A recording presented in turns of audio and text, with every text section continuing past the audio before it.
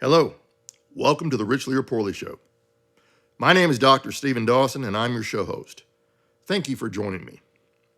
Please visit shdawson.com/podcast and click on the link Offer to learn about the Richly or Poorly Show. Here you can familiarize yourself with the show. Please listen to, follow, and like the show on Apple Podcast, Spotify, and wherever you listen. And please remember to leave the show a nice review. Please share the show with your friends. Send them the link to my podcast webpage and offer to help them set up their device to subscribe to the show. Thank you to the 6 streaming services that syndicate the Richly or Poorly Show. Finally, please continue to email your questions and comments about the show to service@shdawson.com. The show's motto is unmistakable. Richly is goodly. Please consider how you define the term good as we journey through life together in your pursuit of defining the term richly in your life. I spoke of the terms arrogance, humility, and forgiveness 4 weeks ago. Today, we will look at the 3 terms and apply them to all we have covered so far. I will also present the first aspect of the truth. Finally, I will share a personal story to connect all that I share with you today. All definitions presented here on the show are resident in the public domain as public knowledge. So there's nothing proprietary contained within these definitions. I urge you to review the definitions presented in the previous episodes as you consider the 3 terms I present to you now. The term arrogance is a singular term. It is a noun. A noun states an attribute of a person, place, thing, or idea. Arrogance is the offensive display of superiority or self-importance. The term humility is a plural term. It is a noun. Humility is a modest opinion or estimate of one's own importance. The term forgiveness is a plural term. It is a noun. Forgiveness is either the act of forgiving or the state of being forgiven. The term forgive is a singular term. It is a verb. A verb is the expression of an action, state, or a relationship between 2 things. Forgive is to give up all claims on account of either a debt or obligation. The first principle I have found is paramount, undeniable, and non-negotiable to living life more richly is understand your data life cycle. The truth has many aspects, but the truth exists as a whole. It is a matter of how we view the truth. The first aspect of the truth is presented in 2 parts. First part, arrogance precedes anger. Second part, anger precedes violence.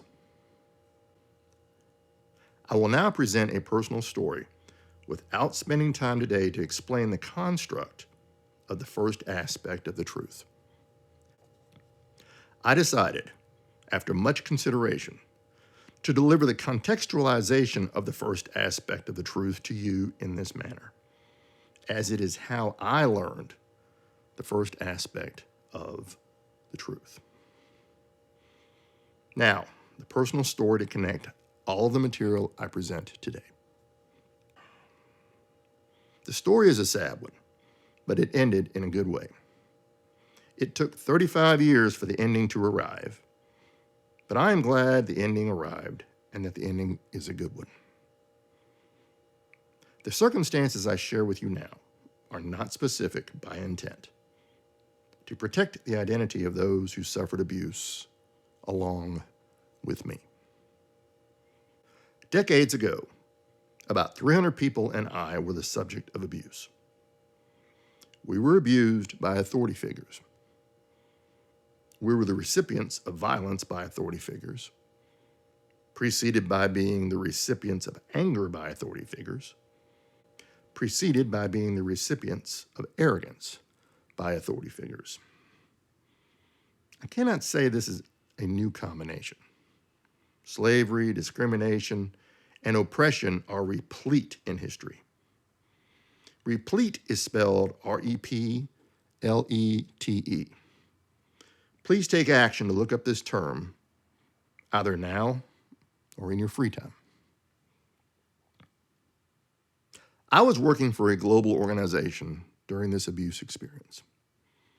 The arrogance was daily from the abusive authority figures. The anger that came with the arrogance of the abusive authority figures occurred frequently. The violence that came from the abusive authority figures occurred intermittently. So context. My 300 coworkers and I won awards twice over the years as a group for being the best in the entire global organization for the work we performed. We were quite good at performing the work we did for the organization. We had earned notoriety within the global organization for our work deliverables. The arrogance was almost any example you can imagine. The anger was a loud outburst, the throwing of objects, and the ripping apart of personal belongings. The violence was bruises, bloodiness, some broken bones, and 3 coworkers who died over 5 months from the abusive authority figures. Several dozen of us decided to work together to look out for one another when the abusive authority figures would demonstrate either arrogance, anger, or violence to any of us. The day came when a friend of mine in this group, who decided to work together in common protection, was faced with a choice. My friend either did what a specific abusive authority figure demanded of them to do, or they would die at the hands of the abusive authority figure. The demand by the specific authority figure was in breach of all rules established by the global organization. I reached a point where that was enough from the abusive authority figures. 4 of us, of the several dozen who decided to work together to look out for one another when the abusive authority figures acted against any of us, discussed the situation. We agreed we would all do what the specific authority figure required of our friend, and then trap the specific authority figure with an ultimatum. They either stop their abuse or they will be reported for punishment. The nature of the abuse carried out by several specific authority figures was reported in the past when 3 coworkers died over 5 months. Those in higher authority took some corrective action to stop the abuse from continuing, but not enough corrective action. Well, our plan worked.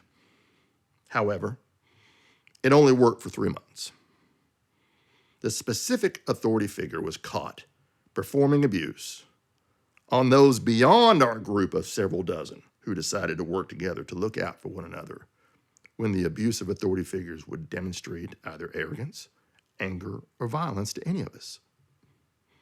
The specific authority figure did the unimaginable. They included the 4 of us who did what the specific authority figure demanded of us 3 months earlier to try to negotiate their way out of punishment. So, the global organization questioned the 4 of us about the events of 3 months earlier. We all told the same story. The matter embarrassed the global organization. The events were in the national news at the time. The global organization decided to wash their proverbial hands of the matter as a way to save their public image. We were all terminated from our work and not paid our wages or benefits.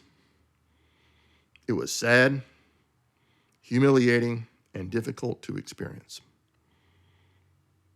It was the loss of hundreds of thousands of dollars for each of us at the time, and the inability to get work elsewhere for a long time due to prior work history. Now, the good ending to the story. 35 years later, I had a friend from those days contact me. He thanked me for doing what we did to help the bigger picture. He was not one of the four, and he remained in the global organization after the four of us exited. He said things were much better after the four of us took the fall for protecting our friend. A few weeks later, more people from those days, 35 years earlier, contacted me with similar messages. I expressed humility to each of them. I shared that what we did then was the right thing to do, based on a shared worldview and ethics to prove the profession of our shared worldview as a demonstration of the morality held by the four of us who did not believe abuse should ever occur, let alone continue. Looking back, I have considered those events deeply many times. I do wish we would have been able to find a third option. Option one, do what was demanded. Option two, our friend dies at the hands of an abuser. Oh, how life would have been different if we could have found a third option to use in helping us not be abused. How about you? I'm confident we all have experienced some form of abuse. I'm also confident we have all experienced some form of arrogance, anger, or violence. I do not share this story with you to brag in any way. I share it to help contextualize for you how humility is the way to avoid the harm of arrogance. It was humbling to be abused, but being abused does not justify, in my mind, my becoming an abuser. How about you? How can you avoid arrogance, anger, and violence in your life? We're going to consider this question in the coming weeks.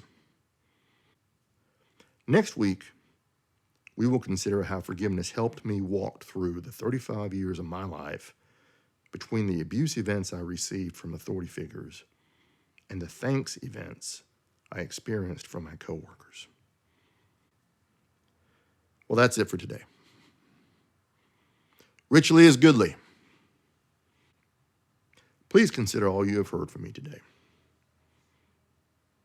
I hope you are excited about how you can apply the material I present to you on the show into your life so you can live your life more richly than you've ever known. Thank you for joining me for this episode of the Richly or Poorly Show. I've enjoyed presenting to you today. Until the next episode, I hope you will be safe and join me next week. Until then.